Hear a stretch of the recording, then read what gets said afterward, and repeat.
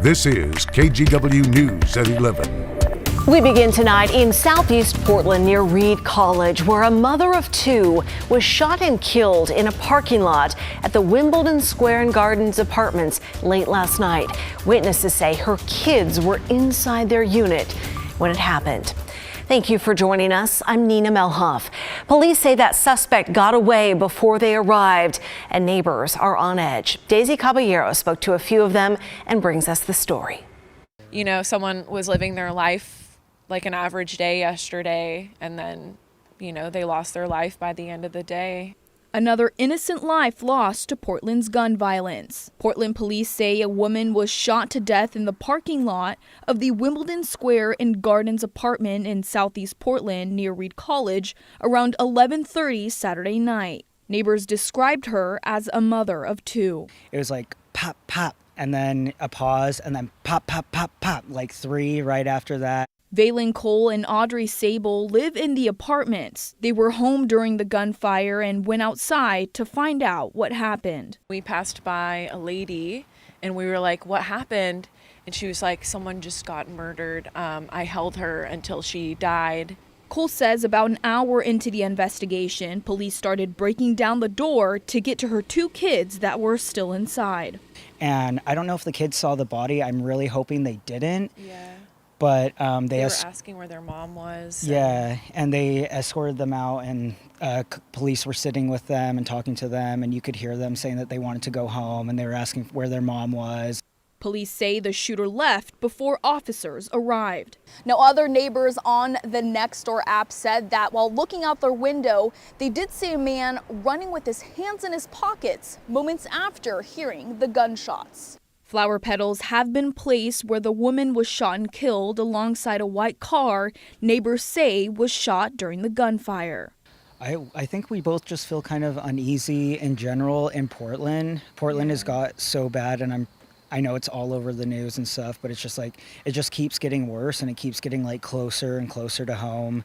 Police have not released the woman's name or what led out to the murder. You're asked to call police if you have any information. And this marks Portland's 23rd homicide this year.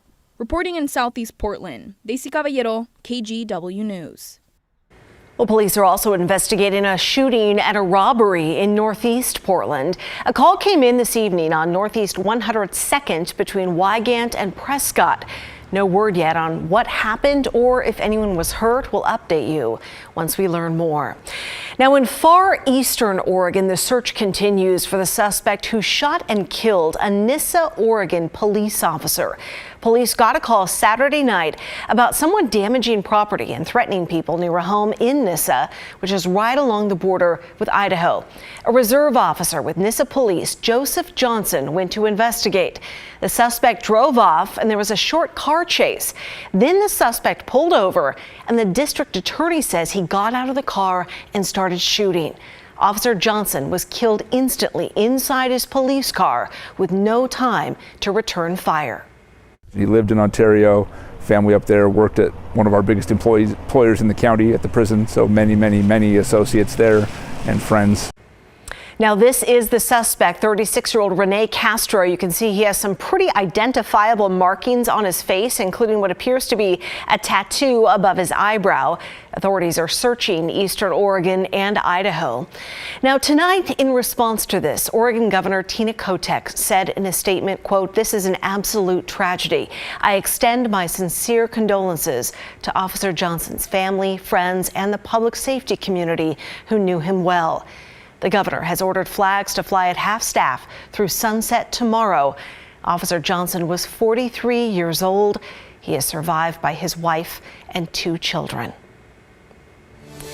Now to that major MAX project that started today. It means no train service on many parts of Portland's east side, but other areas of the MAX system will be impacted too. Shuttle buses will replace those trains, and that'll last for the next 3 weeks while crews work on track upgrades along the I-84 corridor. Bryant Clerkley shows us. All train service will be suspended between Northeast 7th Avenue and the Gateway Transit Center until May 6th. Shuttle buses will be running on loop in between those stops.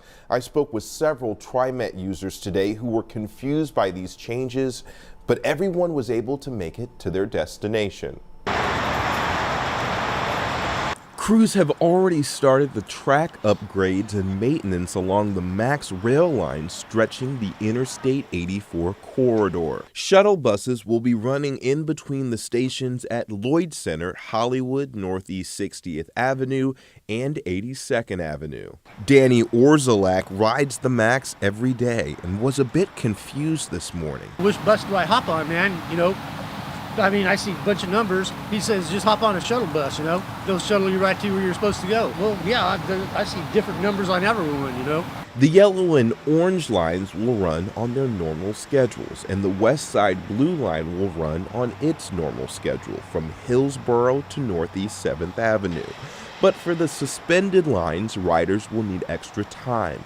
Plan to leave 30 minutes early. So we'll have extra staff out at the closed stations, helping people make their connections and get to where they need to go. It's not what you want to deal with, but it's what you have to deal with. They're just trying to make things better, you know, so we all got to work together. Shuttle buses will be running every 5 to 7 minutes between the stops. In Portland, I'm Bryant Clerkley, KGW News.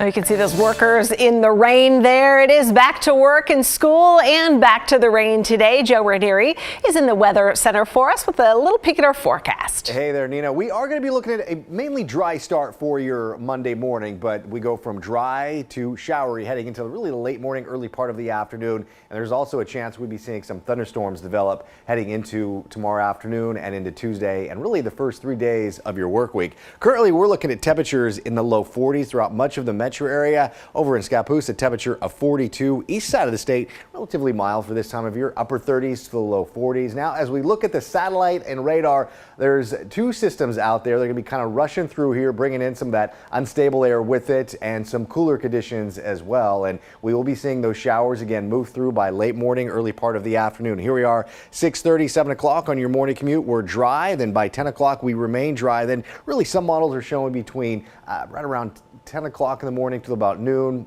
12:30 or so, we'll start to see those showers increase, and then we'll just be seeing numerous showers heading into the later part of the afternoon and evening. And Nina, it's getting into the later part of April, spring, and we're still looking at low elevation snow. We're down to 1,500 feet heading into tomorrow night and Tuesday. Coming up in my detailed forecast, I'll let you know if there's any changes in sight with warmer conditions. All right, we'll see you then. Joe, thank you. Everybody is safe after a fire this morning on Cedar Hills Boulevard. This was at a home not far from Walker Road. The fire started in the garage and was threatening to grow from there, but the residents made it out safely. Firefighters also kept the flames from spreading to a home next door. The man charged in the murders of a mother and her young daughter will be formally arraigned in a Clark County court tomorrow morning. Then Wednesday, 27-year-old Michelle Melendez and 7-year-old daughter Layla Stewart will be laid to rest in Vancouver in a private memorial service. Tim Gordon looks at the lives cut short and the case against their accused killer. Some crimes fit the strongest descriptions: horrific, despicable. This is one of those crimes, the violent deaths of Michelle Melendez and her young daughter, Layla Stewart. Their bodies discovered on March 22nd, dumped off a road in a remote part of Washougal, Washington. Investigators say both had been shot in the head. And prosecutors say Michelle's ex-boyfriend, 27-year-old Kirkland Warren, is responsible. Warren, in jail and showing no emotion, made a first appearance via video earlier this month, charged with 2 counts of murder. The judge ordered Warren held without bail. After the hearing, domestic violence victims advocate Michelle Bart described how loved ones were doing. They're still very numb, very angry, and so brokenhearted, like any other family would be in a time like this. From the family to the larger community, this tragic case has brought many tears. At a vigil at Vancouver's Esther Short Park the weekend after Michelle and Layla's bodies were found, hundreds came out to remember and honor them, including Layla's classmates. We really want to honor the family and make sure they get lots of support for that Layla and her mom is gone. The vigil was also a call to action to fix a system that many feel failed the mother and daughter. Warren was out on bail from a long-delayed murder trial in Arkansas. And here in Clark County, despite a domestic violence restraining order for allegedly shooting up Miché's apartment, Warren was not monitored with available GPS tracking. We have to focus on the here and now, and in regards to Miché and Layla, we're going to get justice. Now on Monday, Warren will appear in court again for his formal arraignment on aggravated murder charges. And as the wheels of justice turn, on Wednesday, a large but private funeral is scheduled for a mother and daughter. Organizers tell us Miché and Layla will be buried in the same casket, together, forever. Tim Gordon, KGW News.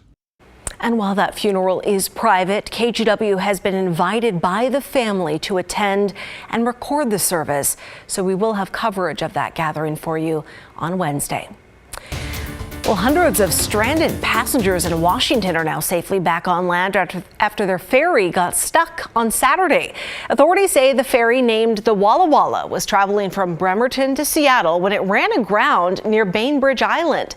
That means it was stuck or touching the ground in really shallow water. The ferry had to be refloated overnight during high tide and pulled by tugs back to Bremerton. About 600 people on board were stranded for hours yesterday as the Coast Guard and other agencies worked to get them off. Luckily, no one was injured. And all of a sudden, the announcer came on and he said, "Attention, we've lost power to steerage and propulsion. Brace for impact." We don't really think that's serious. And then they scraped and we were on the ground. Everybody was worried about it sinking, but we were already on the ground. So those with cars had to leave them on board overnight. The last car was removed late this morning. As for the cause of this, it appears the ferry's generator failed, but the Washington State Ferries Agency will investigate.